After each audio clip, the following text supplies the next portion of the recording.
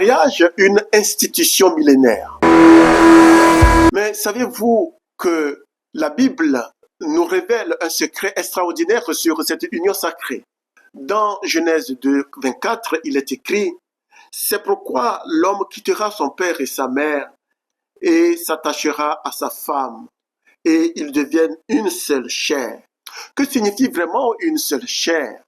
Pourquoi cette parole est-elle si essentielle pour comprendre le mariage selon le plan de Dieu? Eh bien, nous allons ensemble découvrir ce secret. Genèse 2, 24 est l'un des versets les plus importants sur le mariage. Il nous montre 3 éléments essentiels pour comprendre cette institution dans l'intention de Dieu. Premièrement, il est dit que l'homme quitte son père et sa mère. Cela ne signifie pas abandonner sa famille, mais marquer une transition. Le mariage exige une priorité nouvelle. Le conjoint devient la relation humaine la plus importante.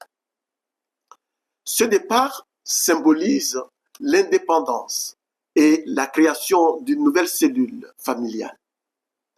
Ensuite, s'attacher à sa femme. Eh bien, cela fait référence à l'engagement profond, un acte volontaire et durable. Ce lien va au-delà des émotions ou des circonstances. C'est une alliance, un pacte devant Dieu. Et enfin, devenir une seule chair. Cela illustre l'unité totale et spirituelle, émotionnelle, physique.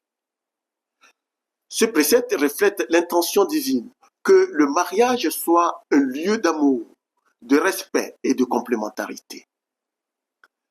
Mais comment appliquer ces principes dans nos vies aujourd'hui? Eh bien, voyons quelques exemples pratiques. Prioriser son conjoint. Imaginez un jeune couple, l'époux travaille tard tous les jours et sa femme se sent délaissée.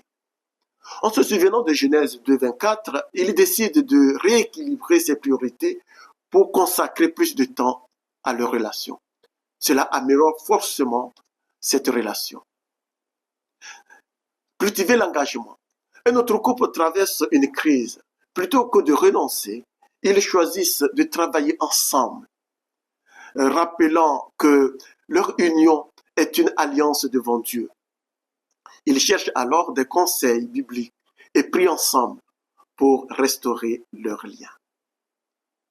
Vivre l'unité. Un troisième couple illustre l'idée d'être une seule chair en prenant des décisions importantes ensemble, que ce soit sur le plan financier, familial ou spirituel.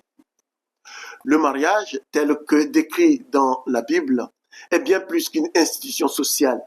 C'est un reflet de l'amour et de l'engagement de Dieu envers nous. En vivant selon ces principes de Genèse 2, 24, nous pouvons bâtir des relations solides, harmonieuses et centrées sur Dieu.